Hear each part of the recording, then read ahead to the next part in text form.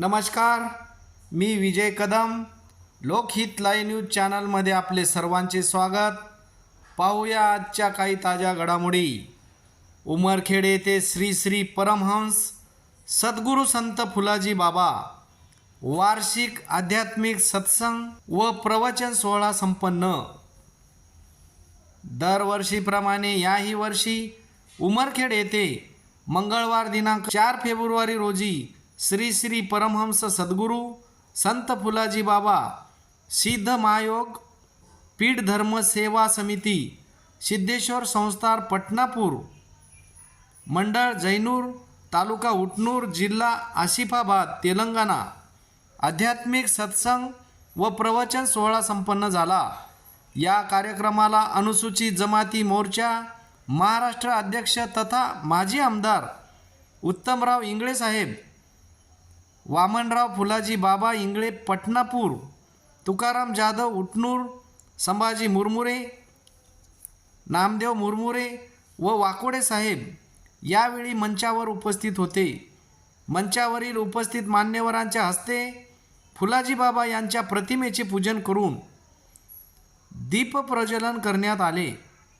3 फेब्रुवारीपासून चालू असलेल्या या कार्यक्रमामध्ये भजनी मंडळाने भजन गायले.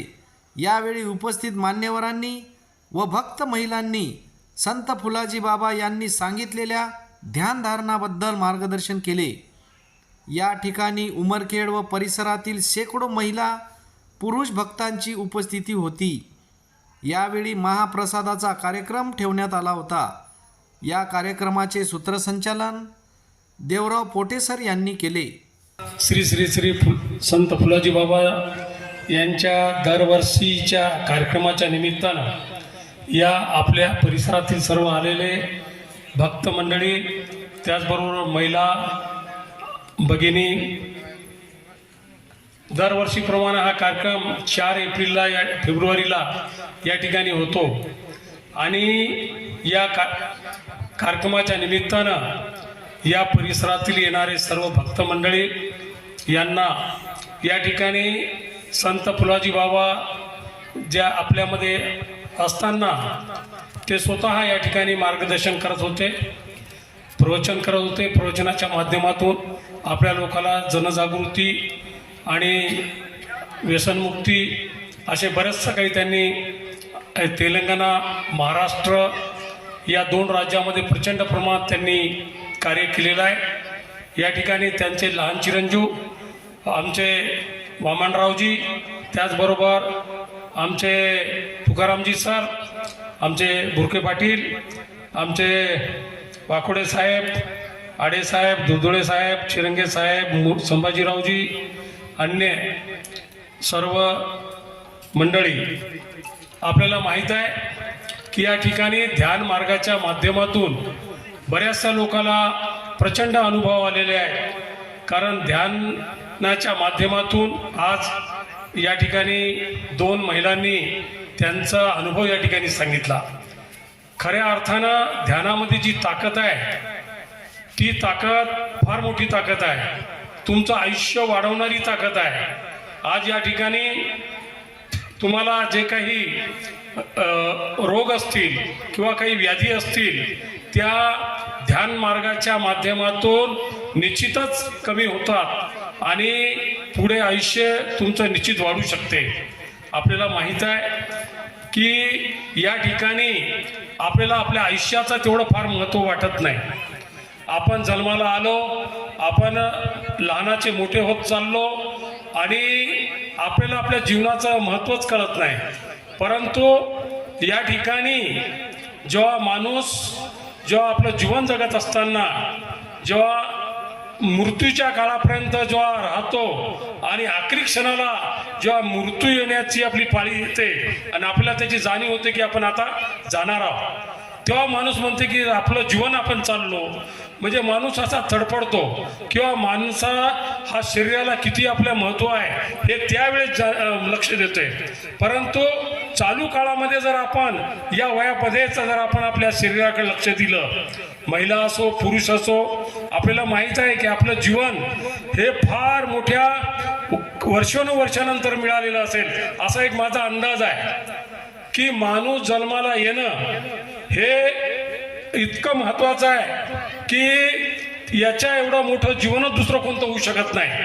परंतु आपण जेव्हा जन्माला आलो पण आपल्या जन्माचं सार्थक झालं पाहिजे. आपल्या जन्मामुळं आपल्या लोकांमध्ये आपल्याला काहीतरी चांगलं करता आलं पाहिजे. आपल्या समाजामध्ये पुढे नेता आलं पाहिजे. या ठिकाणी आपल्याला माहित आहे की आदिवासी, बंजारा, धनगर, हटकर, बौद्ध, मातंग, चंबार, कुंभार, कोळी, माळी, तेली, मराठा अशा अनेक जाती आहेत या पृथ्वी तलावर. हे पुरातन काळापासून येत आलेलं आहे. परंतु माझ्या मते किंवा तुमच्या बी मते जे मोठ्या एकदम अभ्यासू लोक असतात, ज्याला सर्व काही जगाची देणं घेणं नसते, त्यांच्याजवळ फक्त स्त्री आणि पुरुष हे फक्त दोनच जाती आहे. आणि या काही पुरातन काळातल्या काही समाज कंटकांनी जे काही जातीभेद निर्माण केले, परंतु मी म्हणतो हे जातीभेद निर्माण करणाऱ्या लोकांनी हे समाजामध्ये दुफळी निर्माण केली. परंतु संत फुलाजी बाबांचं तसं काम नव्हतं. संत फुलाजी बाबांचं असं काम होतं की या पृथ्वीवरचे मानव असो, स्त्री असो, हे सर्व एक आहे आणि इथे जातपात मतभेद नाही आहे. आपल्याला माहित आहे का?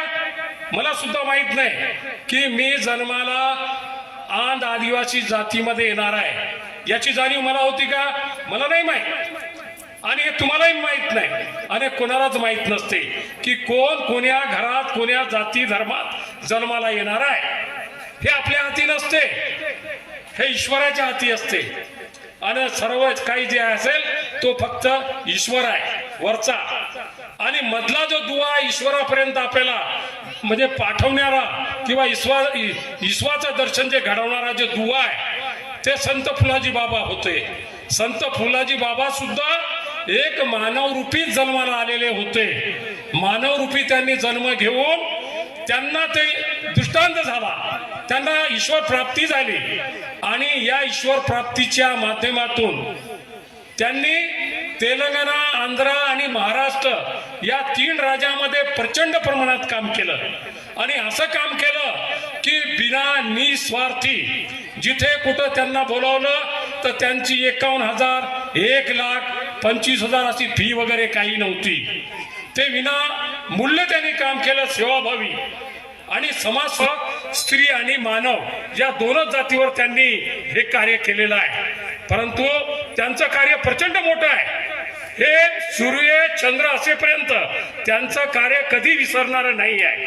म्हणून त्यांनी हे जे ध्यान मार्ग सांगितला, हा ध्यान मार्ग खऱ्या अर्थानं मी एक सांगतो की ज्याला ध्यान मार्गाची आवड लागली, ज्यांनी सकाळ संध्याकाळ 1-1 तास जर ध्यान केलं तर मी निश्चित सांगतो की तुम्हाला काही सांगायची गरज नाही. तुम्ही सुद्धा चांगल्या प्रकारचं प्रवचन, समाज प्रबोधन करू शकता. त्याला शिकण्याची किंवा शाळा शिकला किंवा नाही शिकला याची सुद्धा काही गरज नाही. म्हणून या ध्यानामध्ये एवढी मोठी ताकद आहे. आणि ध्यान हे अडाणी माणसानं केलं तरी चालते. या ठिकाणी या 2 महिलांनी सांगितलंच की आम्ही ध्यान करतो आणि आम्ही शिकलेले नाही, पण या माध्यमातून आम्ही ध्यानाच्या माध्यमातून बोलतो. मला एक म्हणायचं आहे की या ठिकाणी संत फुलाजी बाबांनी एवढी मोठं जर या पृथ्वीतला, म्हणून आपलं जे जीवन आहे, तुम्ही आज जेव्हा तुम्ही जीवनातून वरे जाशाल तेव्हा तुम्हाला काही आखरी क्षणाला लक्षात येणार नाही. म्हणून या जीवनाचा फायदा आपल्या परिवाराबद्दल, आपल्या कुटुंबाबद्दल, महिलांनी सुद्धा आपलं घरदार, घरामध्ये आपली आई, आपली पत्नी, आपल्या बहिणी, आपले भाऊ यांच्याशी चांगलं वागा. तुम्हाला एक सांगतो मी की जे जुन्या काळात जे काही जनाबाई, मीराबाई ह्या काही जन्माला होऊन गेल्या, ह्या म्हणजे कशा देव झाल्या, त्यांच्या कार्यानुसार झाल्या. त्यांनी त्यांच्या जीवनात त्यांचं जे आचरण होतं, त्यांची जे वागणूक होती, त्यांचं जे प्रेम होतं, तिचं सोनं कसं होईल. आणि आपल्या पश्चात आपण सर्व जाण्यासाठी झालेले आहोत. मरावे परी कीर्तिरूपी उरावे. मला एकच म्हणायचं आहे की तुम्ही जर खरंच चांगलं कार्य सगळ्यांनी केलं तर कमीत कमी आखरी क्षणाला आत्म्याचंच ध्यान करायला लावलं आणि आत्म्याचंच ध्यान करा असं सांगत होते. म्हणून आत्मा हा सर्व फल देणारा आहे. जसं की आपल्या मनात जे इच्छा होते ते इच्छा पुरवणारा आत्मा आहे. म्हणून खऱ्या अर्थाने आत्मा हा सर्व जगाचा ईश्वर आणि हे जग हे जे निर्माण झालं, या जगातले सर्व जीवजंतू निर्माण झाले त्या आत्मशक्तीनं तत्वशक्तीनं निर्माण झालेले आहे आणि ते आज चालवण्याचं काम ते तत्वशक्ती आत्मशक्ती करत आहे.